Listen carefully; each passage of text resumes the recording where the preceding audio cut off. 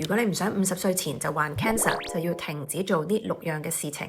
一定要睇到最後，因為尤其是第6點，可能你會非常之震驚，因為你每日都可能喺度做緊，就係喺度滋養緊你嘅癌細胞。記低 save 低呢條片，同埋轉發俾你身邊嘅朋友，因為可能你咁樣就會救咗佢命。第一就係用一啲塑膠嘅容器去叮微波爐嘅食物。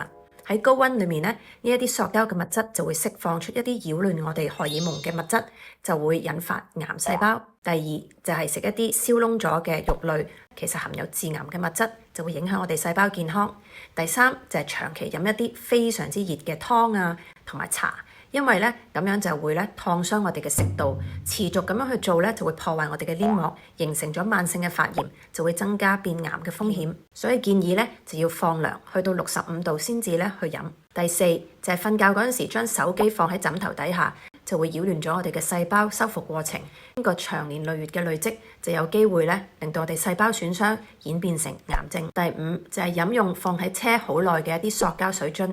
喺車裏面嘅高溫照射咧，就會釋放一啲化學物質，對我哋身體咧就有健康嘅威脅。最後呢一點咧就非常之緊要啦，就係食5至6餐，中間咧仲要食零食。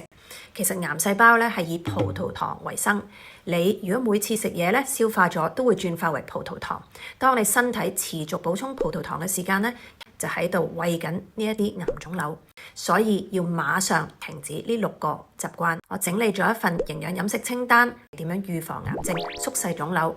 留言預防，我會發給你。記得 follow我，了解更多抗衰老嘅 tips。